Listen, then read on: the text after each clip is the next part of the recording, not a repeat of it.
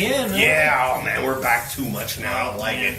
The whole internet is full of our fucking faces. Yeah. Hi everybody, we're back. Thanks again, guys, for coming back.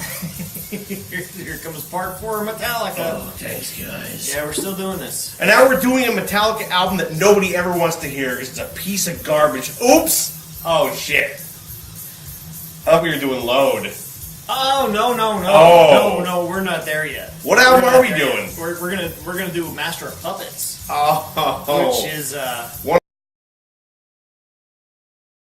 of the most perfect thrash albums ever recorded, you mean? It's perfect. Okay, so thanks for coming back to Booze Field Reviews. We're on part 4 now of our Metallica run. Our fucking, year-long Metallica run. They have a lot of albums, so get used to it. Feels like a year. Is it a year? It feels like a year. It's been a couple weeks. Or a single night. You decide. I didn't shower. You know who showered? You know who showered? Fucking Metallica in 1986. We're gonna get into that right the fuck now when Bernie pulls the amazing thing out of Bob's fucking head hole. Here it is, son. Here it is. That's March. it right there. March 1986. This fucking thing wound up in your record stores, you bought it, and you lost your fucking mind. Yep. Just like the rest of us did. Except I didn't. I didn't either, because I was 6. And I was 6. I wasn't really listening to a whole ton of music yet. I knew it was an album. Even in 86. Well, not in 86, I didn't. I only listened to, Neil Diamond and Kenny Rogers in 1986. Really? That was clearly cooler than you. Clearly. Because Kenny Rogers, dude. You gotta know when to hold. Truth be told, know when to fold them. I kind of grew up on that myself. Know when to walk away. Know when to run. Yeah, we should have known when to run right away. Right? Oh, yeah, because it was Kenny Rogers. Ran fast, ran hard. Kenny Rogers also should have ran from his fucking plastic surgery. His face looks like a fucking burlap sack of hate and dead kittens now. You ever see that shit? His face looks ridiculous. But we're not here for Kenny Rogers' face. We are here for Master of Puppets. That's right. Master of Puppets came out Jesus Christ. in 1986. This is the second Metallica album I ever got. I missed this one. I missed it. Oh, man. Kind of blew right past this one. That sucked for you. I guess. Well, you were like 42? 47, I think. When you found the album? Yeah. I figured, yeah. Yeah, good job. I'm well preserved. Good job. No, you're not. For 177, I am. For 177, you look great. Thank for you. 47, you look like a fucking dick. Well, Anyway, but... Not 47 either. Not yet. No, Yet. I'm not. We'll celebrate his birthday on our YouTube channel. Oh, okay. Yeah, mine's first. And watch him get like donkeys. Like donkey love. Donkey love in his mouth. We're gonna make a whole new YouTube channel about Bernie and donkeys. Are we gonna do Clerks 2? Are we gonna reenact Clerks 2? Oh no, we're bringing it back. We're bringing it back. We're not gonna say what we're bringing back. Go look up Clerks 2. Have fun with that. Right now is this album. Especially if you like donkeys. Never mind. Master of Puppets. No, fucking God. That's not right. Oh, I suck at life. Even when I'm trying not to be funny, I suck at life. Okay, what do you got? Let's go into this album. I got a perfect album. Let's talk about it. I'm looking at a perfect album right here. This is Master of Puppets. Perfect. It is perfect. I mean, you thought when they did Kill 'Em All, it was good. You thought when they did Ride the Lightning, it was really good. And then you did this Master of Puppets thing, which was even better. Yeah, no, it blew the doors open for shut up. It blew the doors open for thrash. It blew the doors open for melodic thrash. It blew the roof right off the doors. Fuck them roof doors. Or those door roofs. Roofies. That's a whole other story. But this album happened. Cooler bit me. It opens with Battery. Battery. If you never knew Battery, well, okay, you do know Battery. Because it's fucking phenomenal. It's like 6 minutes or something of just pure gold. It's fast. It's It's fast. There's a gallop thing going on. oh yeah. That it just entirely blows my mind that Hetfield's singing over this super fast gallop. It's all over the place. Yeah. You have to be a guitar player to understand what I'm going to say next. But there's tons of inverted chords all over the place. Don't worry about it if you don't know. It's not that important. It's not. It's not that important. But if you do know what I'm talking about, then you know. What are you doing? What are you doing? Why are you creeping up on them? Don't be a creeper. Don't be a creeper. No, don't creep around. Nobody's called that since junior high school gym class. I'm pretty sure we mentioned it like within the last couple episodes. I don't want to talk about why now. Okay. Yeah, the Anyway, Battery is it's a crazy album opener.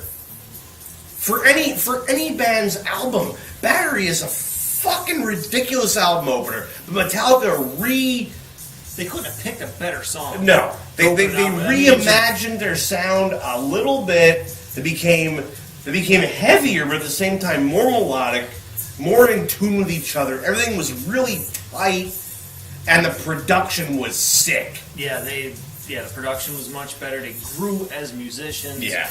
And as an opener goes, this one just blows your head apart. It's, what am I listening to right now? Yeah, I'm and listening to Battery. James Hetfield stopped doing that shrill, thin screech that he still had on Ride the Lightning. A little bit here and there. On here, it's nowhere to be found. Gone. He's all bottom. He just went with what he does best. Yeah. Through the entire album. Yep. And that is what works best. And Kirk is still doing what Kirk does. Oh, this is he really found his wah on this one. He really did find his wah, but he also kind of embraced his inner guitar child and wrote sick solo. He didn't need a wah. He was writing sick fucking solos on this album. Oh, he has solos on this one that are very, very, very good. Very memorable. Yeah. Very intricate. Well done on this one. Yeah, Kirk Hammett. Good job, Kirk. You did great. Nice way to leave your wad home, except you didn't, but you're still good at it. It almost makes me forget that your one leg is longer than the other because of the, He does. He does that asshole leg. 3-inch pedal attached to one of your feet. 3-inch pedal. So you went the wrong way with that. No. I was talking about a literal guitar pedal. Sorry, Kirk, you're 3 inches long. What's the next song? Oh, okay. Title track. And by that I meant his forehead. His 3 inches. He goes back 3 inches now. But what happened? The title track. Title track. Oh, Matt. Oh, Master of Puppets. Again, like we can't even spend too much time on these songs for this album because every song on this album is a gem from that classic thrash era. There's not one note on this album that is fucking wrong. No. There's nothing misplaced. There's nothing out of key. There's nothing that's. I mean, is it overproduced? No, I don't think it's overproduced. Well, that's what I'm kind of. It's better I'm kind of produced. questioning. It's. Do you think? Well, no, because I mean, the bass drum had that great click. It was like the beginning of that great tight click on the bass drum, Which was copied throughout everything. Right. And I love it. I love that sound. No, it's a great sound, but it wasn't a sound anybody else was using back then. Nope, not really. So although all the big four of thrash at this point, especially in '86, were starting to mix and blend, and they all were around at the same time, Metallica still had a very defining, unique sound to their music. They were still kind of trendsetting. They were still the leader here. Oh, they absolutely were. They were the leader throughout the '80s on this album and the next album that we'll get to This week. Okay. This week. We're gonna do that later this week. Whatever. He's keeping track. I'm keeping track of beers. That's what I do. I'm not keeping track of albums. I might be entirely wrong. I mean, it could be next No, week. you are wrong. You suck. Look, I can't count right now. So It's going to be Sunday at noon. The only thing I can count to right now is the number 3. Okay, good. Because we're on the 3rd track. Let's hit that one. The thing that should not be. But it should be. It is. Because it's fucking great. I'm glad it is. That's why it's great. That's why it should be. This was again. I'm going to do a guitar thing here. This was my kind of introduction to the drop D tuning. Okay. Pretty sure I got this right. If not, correct me. Yeah, if not, you fucked that up and you look an asshole. Yeah, I know. Whatever. You always look an asshole. But yeah, another great song. Why are you doing that? All right, yeah. No, it is a great song. It's probably not even like one of those songs when people think of Metallica, they don't say, "Oh yeah, you know that song, the thing that should not be." Like it's kind of a deep cut for Metallica fans almost because it was clearly never released as a single. No, but but as far as the album goes, like all the other songs on the album are such standout cuts that that one kind of gets buried. It does a little bit in the mix a lot. I mean, as far as I'm concerned, I mean, how many? There's 8 songs on here. This might be 6 for me. Right. Out of if I was to rate them all from 1 to 8, it might be around 6. Okay. But again, yeah. Perfect album. So right. No, it is a perfect album. It's just this one's less perfect than Battery and Master of Puppets. Right. So far. Right. But what comes after that? Oh, then you get your Welcome Home. Oh shit. Sanitarium. Sanitarium will punch you in your fucking dick skin. Yeah, they took that Fade to Black thing that they did on the last album. Yep. And they made it better. Mm-hmm. More harmonies. Yep. More acoustic stuff. It's miserable. Miserable song. It is miserable. But it hits on every level. The harmonized guitars are sick.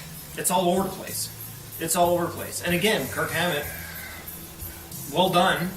Great solos. Yeah. Fast solos. Yeah. When this thing kicks in, it kicks in. Yeah. And he matches it when he gets to his solo section.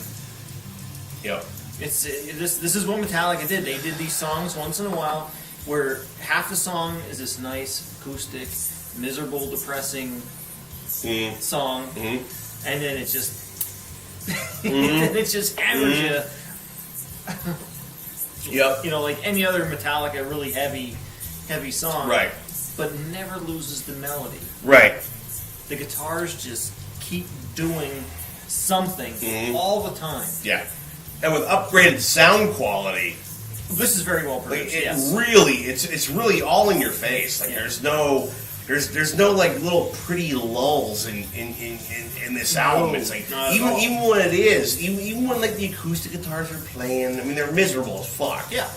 But like you hear everything at this perfect level where the whole album, every song just kind of goes to right here, then says, here's the part where we're gonna punch you in the dick. And then it punches you in the fucking dick. And you move on. And you're okay with it. Of course you're okay with it. You're okay with that. You fuck your dick, son. I mean, most of the time you wouldn't be okay with that. No. When they do it, no. Sure. Fuck your dick. Yeah. Fuck your dick. What's the next song? Because that song, I bet, is also awesome. And it's kind of not as awesome. No. This is my number 8 out of 8. Oh, what are you telling me? Disposable Heroes. Okay. Not a bad song. Still a song I would listen to anytime, any day. Overall, it's probably still better from a musician's standpoint than almost anything on Ride the Lightning. Well, it's definitely better than anything on Kill 'Em All. Oh, clearly. Except maybe Seek and Destroy. Right. And Four Horsemen. Those are probably better. Okay. It's better than half of Ride the Lightning. Mm-hmm. I'll say that much. It's better than half of Ride the Lightning. But it's the worst song on this album. Which tells you something. Which tells you how far they came between 84 and 86. I shouldn't even be using the word worst, because there's no worst on this album. There is no worst. Right. There's just not as good as the ones that I rate higher. Right. It's hard to be negative. I know what you're saying. It's hard to be negative. Yeah. I just want to say where it rates on this album in particular. Yeah. So you're still going to put this thing in your CD player, and you're not going to skip anything. No, you're not going to skip. Because everything is You're gonna Disposable Heroes. You're gonna listen to it, and you're gonna love it. Of course you are. It's not as good as a couple of the songs came before it. It's not as good as the song that came right up next in your fucking mouth. It spewed into your fucking mouth. I heard that story. Leper Messiah? That's what's next. A leper spewed into Leper Messiah. your mouth. That didn't happen, actually. Oh, no. No, it did. I'd be a leper, No, probably. it clearly happened. Because that's contagious. Oh, God, you are. Oh, God, don't. I, Oh, my God. dude. I appear to be relatively scab-free. Get away from me! Oh, another beer on the floor! You fucking pig! You tried to infect me with your fucking disease. I said I don't have any Oh, scabs. good. Okay. That makes it better. I'll come back now. I'll come back. Fuck that spot on the floor. That spot is dumb. Alright? It's the exact same place you spilled your beer on our blooper episode. I'm not even cutting that out because I don't really give a shit about that. If you want to see exactly what happened, go back and watch our blooper episode where he spills his entire beer all over the floor. It happens occasionally. On the computer power cord and everything. It happens occasionally. Okay. If Bernie didn't have leprosy, it would never happen. You don't have to imagine any of this. You can watch it. Because it But- already happened. Is Leper Messiah a great fucking song? It's an awesome song. I love that And song. there you have it. There you have it. And remember I said before in the last episode, I know. in part 3, that I was only ever going to mention Dave Mustaine one more time? Okay. This is the time. Oh, he had writing credits in this. Well, he takes writing credit for this one. He says he should get writing credits for this one, but he doesn't. Okay. There's a little debate there. Interesting. But I wouldn't be surprised if he did, because this is a great song. Well, I mean, who knows? At the time, I'm sure that Dave Mustaine's just wanted to be part of, still wanted to be part of that Metallica scene. Especially at this point. Especially at this point. This is 86. Megadeth's first album didn't even come out until 85. So yeah, he's certainly, trying to, I did that, I can go into Right. I made things happen. But guess what that album had? Which one? It had Gar Samuelson, and it had Chris fucking Poland. Yeah. Who are... He wasn't fucking around too much. Right. He was getting amazing people, but we're not talking about we're that. not talking about Megadeth. Okay. Right now. We're not talking about Megadeth. Move on. And I'm done with Mustaine. I'm not Move going to on. mention his name one more Okay, time. good. For the rest Good. of Fuck you, Mustaine. for the rest of the Metallica material, we're He gonna just do. shit on you, Dave. Done. Not mentioning Dave anymore. He pooed on you. I didn't. What do you got? Orion, instrumental. They had a thing. Now here's a trend starting right here. It started with, it started with Kill 'Em All. They had the instrumental bass solo, and then Call of Cthulhu on Ride the Lightning instrumental, and now they have Orion on this one instrumental, and the next album they have another instrumental, which is fantastic. We'll get to that in a few days. Yep. But here you go. Here's Orion, which, wow, No, it's awesome. great song. From like a songwriter's and from a musician standpoint, there's so much going on in this song that you don't catch it the first couple times. It's all over the place. You don't catch it. It's certainly a listen to way more than once Yeah. song to catch absolutely everything that's going on. I remember when I had bands, in the mid '90s where we were doing Metallica medleys. Yeah. And we would do something crazy, and then we have to kind of slow it down a little bit, and we would go into the middle section, the bass, the Cliff Burton bass section of it. We kind of slow down, and then go into that da da da da da da da da, then do that whole middle part, and it's so melodic, and it's so it's a great such guitar crazy harmony going on musical, awesome sauce on your forehead. It just sprays it all over your fucking face, and you have no idea what to do. What is he really? I have no idea what's happening right now. Really? This is what happened with him. No idea what just happened. And that closes the album. No, it doesn't. Oh, no, it doesn't. No, there's another song. Damage Incorporated. Shit. Why do I suck at the end of these albums? I don't know. It's not a forgettable song, that's for sure. No, it's not at all. Damage. It's probably the fastest and heaviest song on the entire album. Yeah, Damage Inc. is a beast. And you guys already know that. We're not talking to you like you don't know who Metallica is. You already listened to this fucking album 800,000 times. Right. You got laid to it. You had like 5 of your retarded children to it. Wait, what? Don't laugh. How many kids does everybody have? At least 5? Like 18. Really? Like everybody has 18 children now. That happens. It's a thing. Wow. Thank you, millennials. Did not. Or wait, they don't have 18 millennials, children. They don't like kids. Well, they have them though. Yeah, by accident. Well, and they have them by accident 18 times because they suck at life. You know, I'm gonna have to look that up. Okay. Well, it's a real fact. Bernie will look it up, but it is. It's a real fact. It's a fucking fact. We really talked about this album as much as we possibly can because there's one more very important thing that we have to mention about this album. Okay, go ahead. Cliff Burton. Oh, He died. There you go. Oh. I didn't want to give it away. Oh, you had to end the album on a downer? Last thing, well, we probably should have brought it up sooner, but we forgot. Oh. And I just remembered now. Yes, there was a bus accident when they were touring. Yeah. And if I got the way the story goes right, they kind of like drew straws or something to see who picks which bed they want. Yeah, to there sleep was in, something. which bunk. Yeah, there was something. And Burton won, and he took Kirk Hammett's bed. Is that what it was? I'm pretty sure that's what it was. Okay. We can, look this up later, but I'm pretty sure that's what it was. Damn so it. he took what was supposed to be Kirk's bed. The bus wrecked. They all survived except for Cliff. Except for Cliff. With like no injuries whatsoever, but he was dead under the bus. Yep. Mm-hmm. Yep. Thanks, Kirk. Thanks, Kirk. That wasn't his fault. No, it was. No, it totally wasn't his fault. We could have still had a Cliff Burton. And not a Kirk Hammett. You know what? I'm not. Oh, look I'm at not it. touching that. Oh, look at it. He won't go near that. I will go near I'm that. not touching that. Who do you prefer?